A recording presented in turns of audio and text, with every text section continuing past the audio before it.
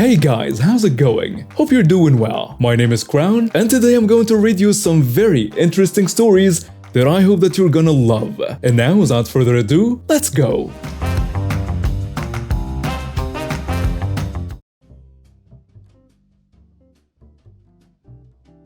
So this happened only 2 weeks ago, and I still can't believe this actually happened.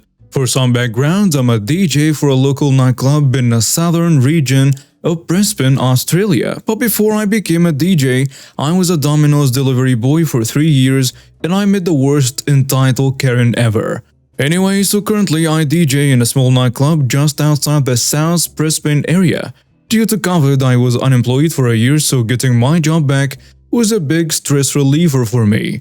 And there I was, mixing music for the drunk, fun-loving people, and there was dancing, drinking, friends enjoying each other's company, and the night was going really well for everyone. Unfortunately, this wouldn't last, as you'll soon find out. As I was mixing and giving my performance, I noticed in the corner of my eye a large massive plopper that looked to be in her late 30s to early 40s, though I wasn't sure where I had seen her before. That was until she turned around to reveal her face, and oh my god. The Karen who I had encountered 2 years prior was there. The anti-vax Karen who insulted me for being on the autism spectrum. Once I saw her, I saw an opportunity for some revenge. Nah, I'm only kidding. I let bygones be bygones. And I figured that I wouldn't ruin the crowd's fun for the sake of my own selfish goals. So I continued mixing. An hour or two had passed and the night was going great. The people were dancing and having fun, but then I noticed something in the corner of the club. Now for context, there is a bouncer, let's call him Josh, at the nightclub who looks tough and can be pretty scary. He's 6'4", apparitional and built like a tank, but in reality the man is a kind and soft man. I call him a stale marshmallow, as he is hard and tough on the outside but soft and sweet on the inside, and he took a liking to this nickname, and now everyone calls him Stale Marshmallow. Now Josh was standing in a corner visibly uncomfortable as a very disturbing creature known as Karen's Fatimus. The same Karen's Fatimus I spotted earlier was attempting to grope him and kiss him. Now Josh is a husband and father of 4 and has a bit of traditional belief in marriage. He believes a man should always be faithful and never engage in anything sexual with a woman except his wife. We all respect the man for that. So you can imagine how he felt about this Karen's Fatimus attempting to grope him. Now Josh is not very confrontational towards women in the club, and oftentimes he has other bouncers remove women. Unfortunately, in this situation, no other bouncer had noticed what was happening. So naturally, I was his only hope. Now club policy states that the DJ is allowed to stop the music if he sees a situation where someone could be hurt or if any misconduct is happening, and post-COVID, I did this twice. Once to stop a drug deal and another to call out a guy who was harassing a girl. Anyway, I stopped the music and everyone was disappointed, naturally, until I grabbed the mic and said, "Excuse me lady, would you kindly not grope the club stalemate marshmallow in the corner over there?" When the Karen's Fatimus realized I was talking to her, she screamed, "Get lost, witch!" To which the crowd responded with threats, curse words, and verbal abuse, which got her to stop. Josh later came up to me and thanked me. Now you may think the story is over, but let's be honest, I wouldn't be posting this story if that was it. About an hour goes by and everything was roughly back to normal and everyone was having fun again. This wouldn't last though. As I was mixing, however, I noticed Karen standing in the crowd. Not dancing, just standing, with a glass of insert alcoholic beverage here, staring at me. Next thing I knew, she throws her glass directly at me, hitting me directly in the eye. Now, don't worry, my eye is fine. A part of my stage performance is wearing an LED face mask and the goggles saved my eyes. But it still hurt like a son of a witch. I immediately stop the music and everyone turns to me and sees me in pain. At least I think they did. I kinda had my eyes closed. Josh and 2 other co-workers, Rodney and Tom, rush up to me to help me. Tom is also one of our bouncers and is also the owner's son-in-law. Luckily, he saw the glass hit me and he screams, "Who the hell did that?" The room went quiet and people started looking around. Josh and Rodney helped me up and I told Tom to check the CCTV and to call the police. He asked if I saw who did it, to which I confirmed I did. Rodney, one of our bartenders, ran to get a first aid kit as I was bleeding. Apparently, the glass smashed when it hit my goggles and caught me on the forehead. Josh eventually had the exit closed so no one could leave, but I saw an opportunity. I got up much to the dismay of Rodney, grabbed the mic and started saying, "Now who in their right mind would throw a glass at a DJ?" Well, actually I saw exactly who did it. Everyone looked up at me and some guys cheered me on. I scanned the room for Karen Fatimus, and once I spotted her, I pointed at her and said, "Her actually. She was the one who threw it at me." You know, this isn't the first time we met actually. I used to work at a Domino's Pizza, and this one time I had to deliver a pizza to a woman who abused me for having Asperger's syndrome and being autistic. The room turned to her and cast her out for that. At first she had a look of confusion. I remember my first words to her. I said, "Sorry for not looking directly at you. I have Asperger's syndrome." You know, a fairly polite and a nice way. Her face went pale white as she finally remembered me. "You know, Karen, I don't think you should respond by insulting someone with a disability. I never got to say it, but screw you." I then turned around and sat back next to Rodney. The room ultimately turned on her and she tried to bolt it out the door, but Josh and another bouncer stopped her. The police eventually turned up and reviewed the CCTV footage and confirmed she was a culprit. I later pressed charges on her and have a court order next week. She's charged with aggravated assault and damage of private property and attempted manslaughter. Now the CCTV footage revealed something else Karen Fatimus did. She somehow managed to sneak backstage and poured alcohol all over a power plug that lit to the speakers in my gear, which could have started an electrical fire and could have killed me. We don't know how she managed to do it, but she did it, and the owner is also suing her for what happened. Oh, but it doesn't end here. Turns out there was someone in her family at the nightclub and recorded me calling her out, and she reached out to me. She told me two very interesting facts. That she showed this to her entire family and almost everyone in her family is cutting contact with her. She is a married woman with an 18-year-old girl and she was at the nightclub with her husband's co-worker. It turns out that she had been sleeping with him and multiple men and now she's facing a hefty divorce and 2 lawsuits. I guess it's true what they say. Karma's a witch. In a past life I used to be a chiropractor. PGT, before a garbage truck hit me. Another story.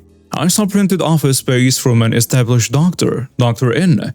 Turns out Dr. N was an obsessive neurotic narcissist who liked to dominate people, a total control freak. He pretended to be a nice, friendly boss, but actually he was quite cruel and not the person he pretended to be.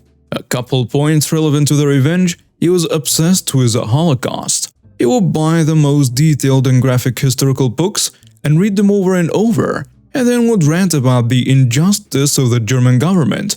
He was smart enough not to do this with his patients, but since I was there a lot, I heard it all the time. He was also an avid street racer. He owned 2 or 3 Porsches and would drive them through the winding and narrow roads up into the hills.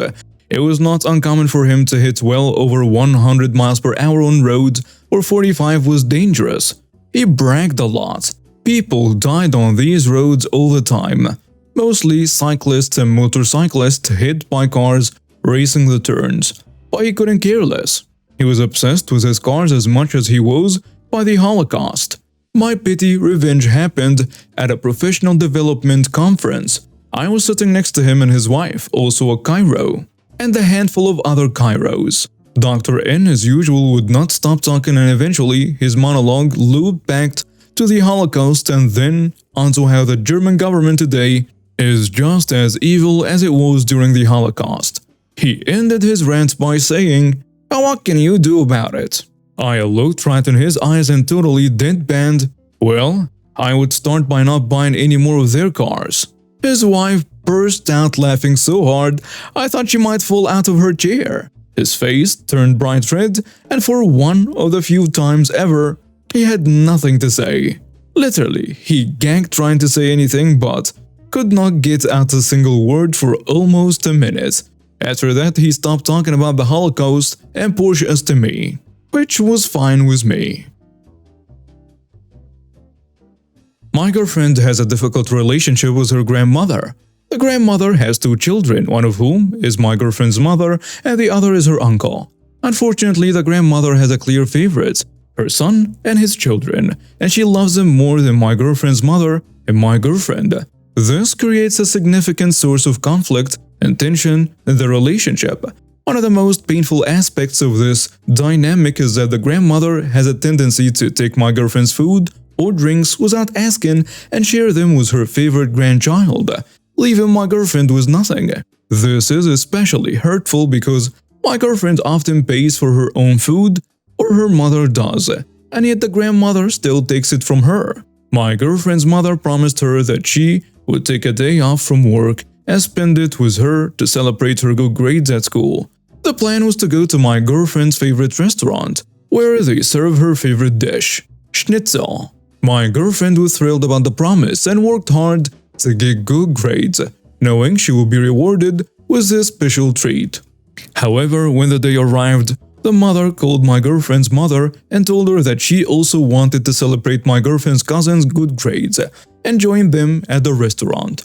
My girlfriend was upset and told her mother that she wanted to celebrate just with her, but the grandmother showed up at the restaurant with her granddaughter anyway. My girlfriend was upset and approached her grandmother to tell her that she didn't want her to join them. The two of them had a short argument, and the grandmother eventually sat at a nearby table with her granddaughter. But the situation only escalated when the grandmother asked to try my girlfriend's food and took a knife to cut off a chunk of it. At this point, my girlfriend became very angry, and she threw the plates of food on the grandmother's table. She screamed that the grandmother was ruining their day and taking food without permission. The manager of the restaurant eventually became involved and had the grandmother pay for the damage she caused, as well as for her own meal and that of her granddaughter. The incident was incredibly upsetting for my girlfriend, and her mother was so shocked that she was afraid to talk to the grandmother for over a week. It is a difficult situation and my girlfriend is still trying to find a way to reconcile with her grandmother. But it's a slow process. She feels that the grandmother's favoritism and her behavior towards her has caused a lot of pain and frustration in her life. Despite all of this, my girlfriend is a kind and loving person. She tries not to let the situation with her grandmother get her down, and she focuses on the positive aspects of her life, like her relationships with her friends and family members who love and support her. She also has many interests and passions, including reading, writing, and spending time outdoors. She's an incredibly strong person, and I have so much respect and admiration for her. In conclusion, my girlfriend's relationship with her grandmother is a complicated one, but she remains optimistic and hopeful that things will get better over time. She's determined to work through the issues and find a way to reconcile with her grandmother, but she knows it won't be easy. In the meantime, she focuses on the people and things in her life that bring her happiness and joy. I used to work for my family's plumbing contracting business. It was a decent-sized company doing about 200 to 400 homes per year across subdivisions and custom homes, as well as some commercial and hydronics work. My role was pretty broad, but my main ones were purchasing, scheduling, dealing with customers, quoting, and writing contracts. Basically, an office-type job with some occasional trips outside to job sites. This one custom home builder was a bit of a pain in the butt. Changing schedules last minute, wanting to make changes without paying.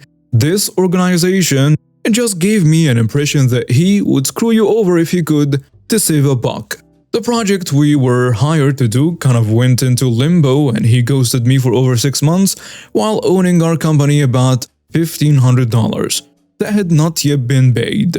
He calls me up out of the blue and asks me if I can complete the job for him. We had completed the roof and drainage work and the water pipe.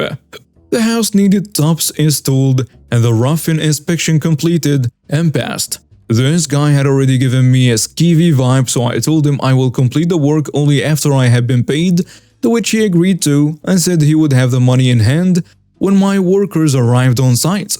He agreed to the amount owing as well, but I could tell something was off. He was agreeing but being very vague when I was giving him my terms, using terms like,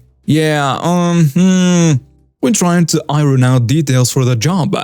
I have been doing this for nearly 20 years, so I could spot a crooked builder pretty easily by that point. Cue the pity revenge. Since I had already been ghosted and burned by this guy, I had written the $1,500 off since I hadn't heard from him in over 6 months, as well as the fact that even though he owed me $1,500, I owed him 3 tops that totaled over $2,500 before taxes, not including the work we needed to complete. I called my supplier to check stock and asked if I could return them without restocking fee, as I think this builder may try to not pay me. They agreed and said it wouldn't be an issue as long as the tops remained in their original boxes, as these tops were all regular movers for them. I ordered the tops and called the builder back to schedule the work for later that week. I reminded him that I will only start work once I have been paid as well as the amount owed. He responded with a vague yet curt, I told him to have cash or a certified check ready for my workers when they arrive on site, which again I got another vague acceptance from him. The day arrives to do the work. My workers arrive there a little before 8 a.m. Job site is locked up and nobody is around. I call the builder and he tells me his wife will be there in 15 minutes to let my workers in. I remind him to make sure she has our payment, and he responds with another vague, She finally shows up an hour later in surprise. No payment, no cash, no check, not even an apology for making my guys wait for her for over an entire hour. Since I had expected this, I made sure to have another job nearby lined up so the workday would not be wasted. I told my guys to pack up and leave for another job. I called the builder back and asked him why he didn't have payment ready. He starts making all kinds of excuses, saying it's too much, blah blah blah, and I told him the time to bring that up was a few days ago when we agreed to everything, not when my guys were about to start the work, to which he responded, I'm not paying that. Okay, then lose my number, jerk. Then I hung up the phone, called my supplier, and scheduled the tops for pickup. I don't know if he thought I was naive, stupid, or just so desperate for work that I would cave and work for free. Either way, his greed cost him well over $1,000 in material alone, not to mention the labor for finishing the job. And now we have reached the end of today's stories. Thank you for watching and see you next time.